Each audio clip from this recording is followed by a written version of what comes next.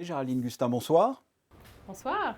Première question, vous êtes alors dans l'organisation, vous allez m'en dire du bien j'imagine, mais quelle est selon vous l'importance de cette première édition?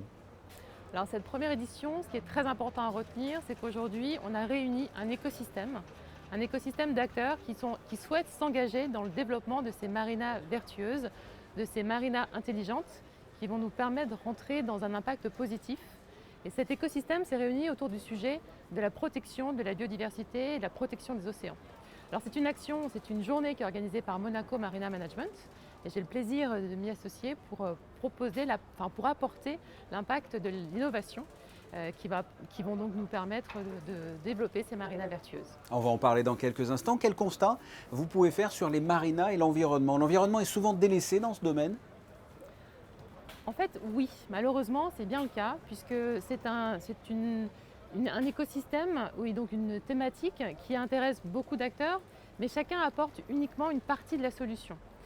Alors aujourd'hui, on a entendu beaucoup de présentations qui nous ont fait part finalement des besoins qu'ils ont pour améliorer les choses sur la gestion de l'eau, par exemple, sur la gestion de la génération d'électricité et du sourcing en électricité.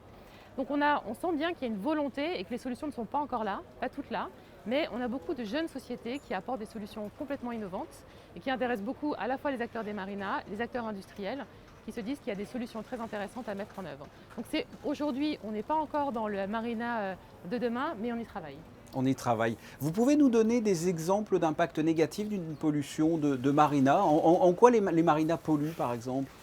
Si vous avez quelques exemples. Il y a plusieurs enjeux en fait, de la pollution dans les marinas. Un des éléments qu'on ne voit pas forcément, c'est la pollution de l'eau. C'est donc toute la gestion des eaux noires, des eaux grises, qui malheureusement sont gérées aujourd'hui dans les marinas, avec pas forcément les meilleures solutions encore. Et c'est des choses qu'on ne voit pas forcément naturellement et directement, mais la gestion de cette eau est fondamentale. Donc dans toute la gestion finalement des yachts, des bateaux, il faut qu'on puisse mettre en place des solutions qui vont permettre de recycler mieux cette eau, de pouvoir lui donner des nouvelles réutilisations et ainsi développer plutôt des économies circulaires qui vont nous permettre de réduire la consommation et aussi de protéger la biodiversité. Alors il y a eu un bon exemple. Il y a eu donc des tables rondes tout au long de la journée et à l'issue, il y a eu aussi une remise de prix de start-up innovantes dans ce domaine. C'est bien ça? Ce sont des remises de prix? Ce sont des remises de prix. Alors il faut savoir que sur cette journée et sur cette action, on a réuni plus de 110 sociétés qui ont souhaité présenter leurs solutions.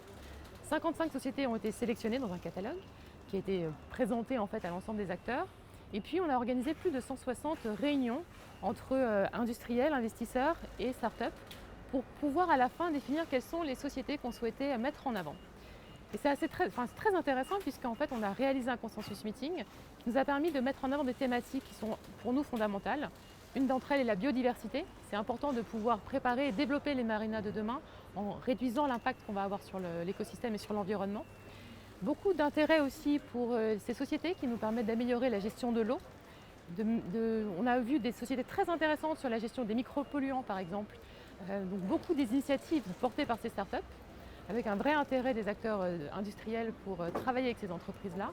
Et puis un axe très important aussi, c'est la gestion énergétique, avec le développement par exemple des solutions hydrogènes, qui représentent aussi des innovations fondamentales pour le développement des marinas. Et je sais qu'à Monaco, il y a des vraies volontés aussi de pouvoir continuer à développer et à investir dans ce type de thématique. Absolument. De nos jours, ou à l'avenir plutôt, qu'est-ce que sera une marina vertueuse selon vous? Alors une marina vertueuse, ce sera une marina qui sera aussi intelligente.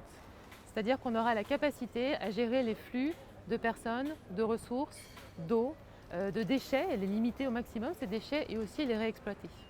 Et donc c'est toujours très intéressant d'envisager l'avenir en se disant qu'on peut exploiter les technologies innovantes, la digitalisation, pour mener des actions positives. Et ce ne sont pas deux mondes qui sont séparés, c'est vraiment deux mondes qui coexistent.